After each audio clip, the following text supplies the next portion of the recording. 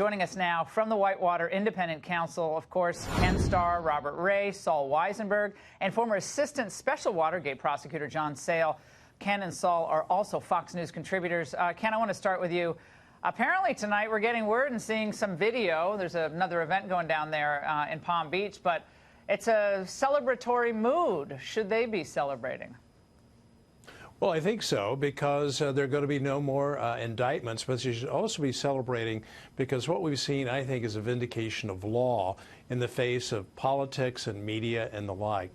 What we saw today in Bill Barr, the Attorney General's letter, is a letter that simply is grounded in the law. What we're seeing in reaction from Capitol Hill is, well, wait a second. We don't even want to talk about the law and what the traditions are of the Justice Department, that you don't drag people's names through the mud, that you say Mary Roe or John Doe, hypothetically, are really very bad people, but we chose not to indict them.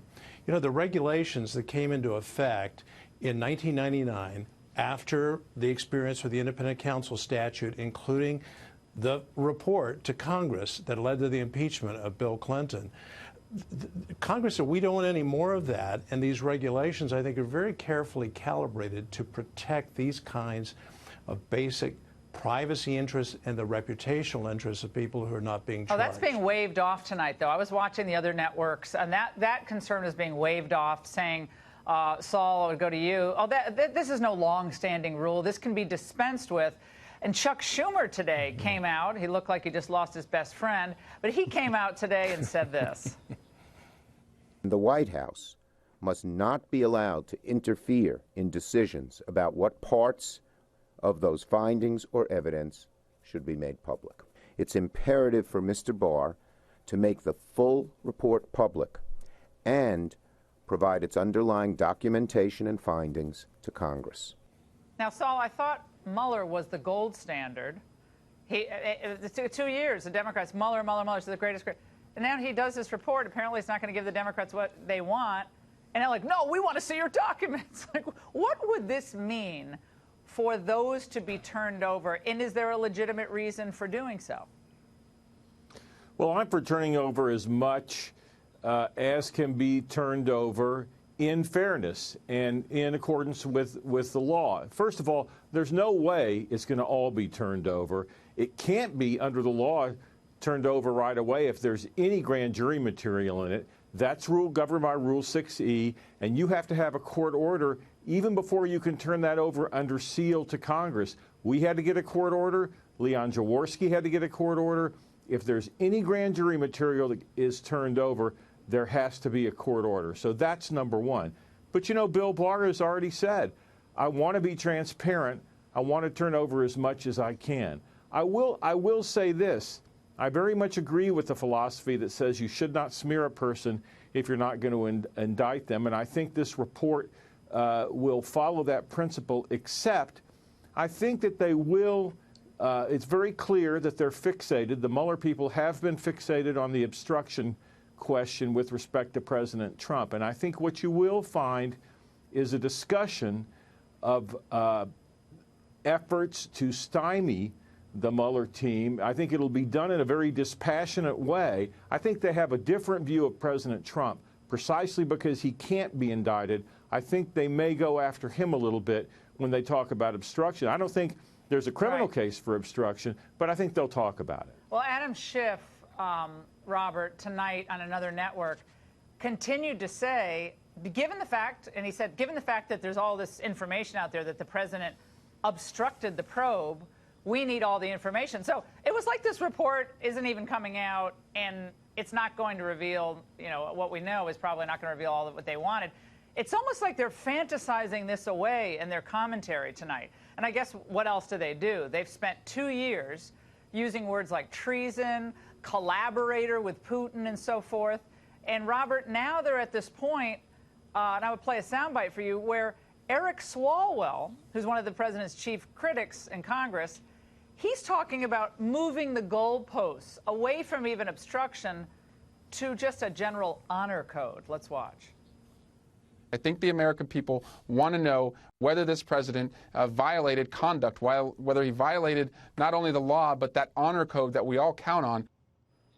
Robert, what's the honor code they're talking about? I have absolutely no idea. The only thing that's applicable are the standards that are embodied in the Constitution, and I guess arguably by implication, the impeachment process, which gets to really only one question, and that is whether there's a violation of the public trust. But in general here, beware of efforts to move the goalposts, and which part of over, meaning O-V-E-R, do the Democrats not understand? I think, some perspective is important here. It's an investigation that was conducted over a period of 22 months. It is now concluded. That's the end of it. Now, if Congress wants to, in their infinite wisdom through House Democrats, to conduct their own investigation, that's one thing. They do have subpoena power, but the administration should, and would be correct in doing so, resist any efforts to essentially dump raw data over into the Congress voluntarily. I do think that Congress is entitled, and I agree with Saul on this point, as to the president alone, the Congress is entitled to Bob Mueller's findings, the basis for why he either decided to bring charges or not, in this instance, not to bring charges. That much, I think, is something that Congress appropriately in its oversight capacity is entitled to and should get. And I don't think, frankly, the administration is going to resist that. And I think cooperatively, the message that seemed to be sent today by this letter is that Bill Barr, in conjunction with Rod Rosenstein and Bob Mueller in these remaining days, and I think this will happen fairly quickly, will be delivering up those findings to the Congress in an appropriate fashion. Well, John, I think they want to pull Mueller up to testify on Capitol Hill, maybe bring Bill Barr back again, because, again, it's always the narrative shifts. When they don't get what they want, we have to shift to another point. Although there are still media folks who I think the real collusion is the media with the DNC, with some people perhaps previously in the FBI, who are keeping this thing going. But Chris Hayes last night was saying this about what he would believe. Let's say Mueller says, look, all these things happened, the president acted in all these ways, but fundamentally there was no actual explicit collusion, or even goes further and says, the president, we exonerate the president. I don't know if you can really do that. Like, do you trust whatever the outcome of this thing is, whatever it says? So again, John, Mueller, they built up his professionalism and reputation, and a lot of us conservatives were concerned about the makeup of his prosecutorial team. But the Democrats built him up into you couldn't question Bob Mueller, but now you can't trust the report when it comes out. Where does this leave us today in the public sphere, looking at the prosecutorial priorities of this country, the Justice Department? How did this period affect the integrity or the trust, I would say, that people have in institutions like the American media? Well, Laura, I can tell you, practicing in this area, excuse me, that there is a lack of confidence. The confidence has been shattered. But, Mueller has been held up as a deity. Everyone is saying, let's wait for the Mueller report. And I have never said it's a witch hunt. I think it's was a legitimate investigation. But what everybody's forgetting is he's a prosecutor. He's not judge, jury, and execution. And the devil's in the details, and we really don't know what the specifics are. But I think the president is entitled to have his representatives read it and prepare a response, because prosecutors are advocates. They're not the be-all and end-all. And furthermore, can I say one other thing where I've gotten some pushback from some of my good friends who are more on the left? I've said that during the course of this period, the president is entitled to the presumption of innocence. And the people come back to me and say, well, that's in a courtroom, only in a courtroom. But this is the presidency. And an investigation like this is a cloud over any president. And like any citizen, he's not above the law, but he's not below the law either. So why are we not assuming he didn't do anything wrong? And one other thing, in Watergate, our roadmap, which a judge allowed grand jury material to go to the Congress, but we didn't draw any conclusions. We didn't exonerate, and we didn't find anyone incriminated. We just provided citations and evidence. No. and let the Congress make its own decision. All right, I want to get all of your reaction to some of the worst reckless accusations from our former intel chiefs. Do you still believe the president could be a Russian asset? I think it's possible. I think that's why we started our investigation, and I'm really anxious to see where Director Mueller concludes that. More and more, I come to the conclusion that after the Helsinki performance and since, that I really do wonder whether the Russians have something on him. I use the term that this is nothing short of treasonous because it is a betrayal of the nation. He is giving aid and comfort to the enemy. Ken, aid and comfort to the enemy, treasonous. We had renowned historians, Pulitzer Prize winners saying the same thing. Any repercussions here, especially for, as we call the deep state folks? Oh, well, on the deep state, we shall see. I do have great confidence in Michael Horowitz, the Inspector General. We'll see what his report, and I know there have been comments, why don't we see that report? But it's very simple. I didn't expect Michael Horowitz to issue any report about possible wrongdoing within the deep state until after Bob Mueller had finished his work. I really think this should be a time, but it's not going to be because we are living in the age that we're living in, when people say, look, here is someone, Bob Mueller, very respected, attacked by the president, attacked pretty vehemently by the president, and who assembled around him people who clearly were not friends of the president, to put it mildly, and now he is determined that there is no basis for bringing criminal charges against the president. That's a separate issue, and those close around him. In short, when we go back to the May articulation, May 2017, of why he was appointed, the issue is, was there collusion or crimes committed under the umbrella of collusion? And he clearly must have concluded that there were not such crimes, or the investigation would still be underway. So I think it should actually be a time of celebration that our president was not involved in the campaign in colluding. Were there contacts and communications? Of course there were. But we've seen, final point, we've seen what I've called for a year now, contraindications of collusion in the two huge indictments that Bob Mueller and his team brought against the Russian individuals and the Russian organizations. Not one word in those very detailed indictments suggests collusion, and that tells me a lot. Saul, we had Jim Comey, who kind of started this all when that memo of his, the memo to the file, after his conversation with the president, was sent over to his pal at the New York Times, who leaked it to the New York Times, a professor at Columbia.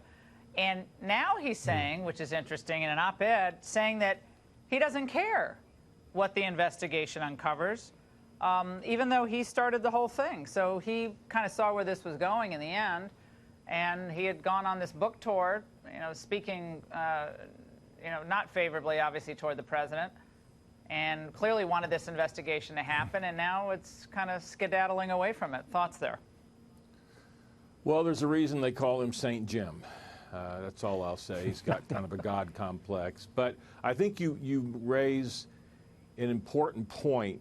I think it's important to make a distinction between former Director Comey and Andrew McCabe and Peter Strzok and the FISA, the alleged FISA abuses that we're going to find out about. We already know for sure the FISA court wasn't told everything that Bruce Orr told the DOJ and the FBI. There's a difference between that and between Mueller's operation. Mueller was asked to do this, and he did it, and I know there are some people that disagree with some of Mueller's tactics, and I think he should have been much more careful in the team he originally assembled. But I'm unaware of one unethical thing that anybody on Mueller's team did. And this will end up being, yes, they were too tough with Roger Stone. Yes, they played hardball with Corsi. But nothing they did was improper under DOJ rules. Yeah. Nothing they did that I'm aware of is unethical. And I think Mueller is a great public servant. I've never agreed with him about everything, but he's a man of integrity. And the irony is this will end up helping the very man who attacked him relentlessly, President Trump. because no one has ever accused Bob Mueller of being anything other than thorough. And he's done this, and he has said there is no crime connected with collusion. Yeah, and Saul, you're absolutely right. And Robert, you can chime in here. It is kind of ironic. In the end, it looks like that Mueller and his conclusions will benefit Trump, and the Democrats who are praising Mueller are implicitly criticizing the Mueller findings if they don't get all the information. And they're obviously skeptical of this idea. You didn't find any wrongdoing, if that's what they find, or not enough that rises to the level of criminality. At least they're skeptical of Mueller. So it's kind of a flip deal here. Yeah, you can't have it both ways. And by the way, even the New York Times doesn't buy that. In an editorial for tomorrow's paper, they say very pointedly that one of the things that this has shown is that the rule of law prevails. And second, which is what Judge Starr just mentioned, and the second thing is that the president is very fortunate that he had Bob Mueller as his prosecutor. Along the way, they take a cheap shot at Judge Starr, but that just goes to show that a lot of what's going on here is about partisan political score settling. We're going to get past this, and the good news is, the news tonight really is that a full and fair and complete investigation was conducted, and that it stopped before the end of the administration. Yeah, that's true. But over the last 2 years, we've had the nation in this vice grip of anxiety because of this investigation. Sure. So while it's great to all of us sit here tonight and say, well, isn't it wonderful, the rule of law? Yeah, it is. But it begs the question, should this investigation have been triggered the way it was, the FISA warrants that were clearly, at the very least, misleading as to the true provenance of that dossier, how the dossier came into being, how it was distributed, who paid for it, and then, of course, the leakaroo of the memo. The president has a very. It should never have happened. Right. The president has a very clear position with regard to that, and he may well be proven to be right. Now, we may not know that unless there's further investigation along the lines that Saul is mentioning, and we may not know that until we have the benefit of history. I've already said that we should.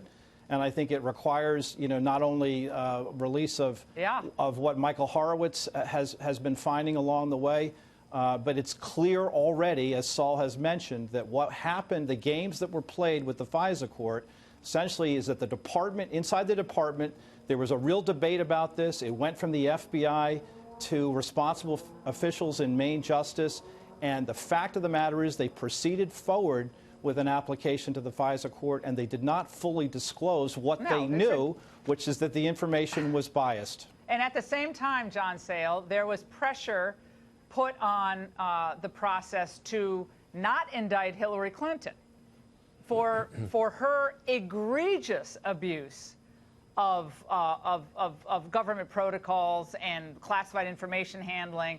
So there was pressure, I think, on Comey and the crowd of the FBI not to do that, not to pursue that. So I think there's a lot. And again, it's wonderful that it's turned out, it looks like the way it has for the rule of law and all of that. But the fact that this happened to an individual, the President of the United States, and Lord knows what opportunities we lost in the process along the way. It was an albatross to this administration. Who knows what, maybe we would have been able to do something with Russia that would have helped the country, our security. But, we certainly didn't. But I think I don't want to let anyone off here as to how this whole thing started. And Comey's cute little op-ed notwithstanding, I mean, I think people want these questions answered. So this doesn't happen again to anyone, let alone the President of the United States. John, that's enough of my soapbox here. Well, it's unfortunate that the president has to be the victim of what really are needed reforms in the criminal justice system. I mean, it's just as tragic if it happens to any citizen as when it happens to the president. But with the president, we pay attention to it. But, with the Mueller report, if we'll call it that, now it's going to become the Barr summary. The devil's in the details. So I think the celebration is a little premature. It's a very good day for the president, but let's see what happens, what details are there. And as I can, it's a hell of a long way Yeah, well, John, I'll tell you, it's a hell of a long way from the president was committing treason and was conspiring with Vladimir Putin against the American electoral system, which is what we heard for about 2+ years. So yeah, but Laura, that's why that's why we have investigations. How could the person who was supervising Rod Rosenstein this investigation be a person who was talking about wearing a wire on the president? How could a person like that? Thank you. Gosh, so much. I didn't even think about that. All right, hold on a second. Even though Mueller is done, though, and I think John is right, we got the Southern District of New York hanging out there, correct? And Democrats on Capitol Hill want to launch their own probes. Though I don't think these things don't have anything to do with Russian election interference. So the Trump Organization, security clearances, handling of classified information, the list goes on. Well, there are any number of examples that I could give you of information that we've obtained in our investigation, information that's become clear from the special counsel investigation that may not be neatly summed up in a decision or disclosure that we decided to indict A but not B. The special prosecutor has a specific mandate to investigate only the Russian interference with the election and possible collusion by the Trump administration or anybody else with that interference with the election, and only to look at crimes. The Southern District of New York also only looks at crimes. We have to look at a much broader question. I don't see how he does not have indictments waiting for him. Well, the White House counsel's office is kind of fed up with all these requests, and they basically are stiff-arming the House Dems on these ridiculous requests going on and on and on, and for the most part not responding. Ken Starr, problems on the horizon, though, because, look, they do have oversight power, although a lot of these matters have nothing to do with the president's conduct in office. But, you know, they're going to make hay of a lot of this. No, there's no question. But we've moved to politics and the 2020 election. Look, the Iowa caucuses, the Democratic debates, there are a lot of candidates. And so what we're seeing is fodder for the political process. But happily tonight we're talking more about law than about politics. And we have an Attorney General in Bill Barr who's going to turn square corners, and he's going to go by the law. What we're hearing from Congress is, we don't want you to abide by your regulations. We want you to do something entirely different. We essentially want you to become our agent, help us in the impeachment process. And as you know, Laura, that was in fact the structure of the old independent counsel statute under which several of us served. And happily that's gone away. So it's been a new day, and if Congress did not like the nature of the reporting requirements that have been in these regulations now for 20 years, then they should have held a hearing, talked to an attorney general and said, you know, we needed a little bit more information. We think if the occasion arises, we need more information. These are minimalist reporting requirements, and I think that's what Bill Barr is going. Now, I understand the other side, which is we want maximum transparency, but don't we want maximum transparency consistent with the rule of law? So we shall see. So really quick, Southern District of New York, the Democrats are whispering about that tonight. Peril ahead for the Trump family, the president himself. Well, keep in mind, anything is possible, but keep in mind that rumors you've heard to the contrary notwithstanding, the Southern District is actually part of the Department of Justice. They actually report to Bill Barr and have to take orders from him. So I think I'm very confident that Bill Barr will not do anything to improperly interfere with them, but he'll make it very clear that he wants to be kept abreast of the investigation, and I have great confidence in him. All right, as the department is required to be informed. Anyone, and this is where the media has to be vigilant, anybody who thinks that the Southern District of New York should be used as a stalking horse for the continuation of the Mueller investigation. Oh, they want that. I think they should have their head examined, and it's going to require supervision and to be monitored by the department in Washington. Now, Bill Barr was a brilliant choice, and the Democrats trying to call his integrity at all into question, that tells you all you need to know. So that's wearing thin already. No, it's just not working. What a phenomenal panel. All of you, thank you for staying up with us tonight. We really appreciate it.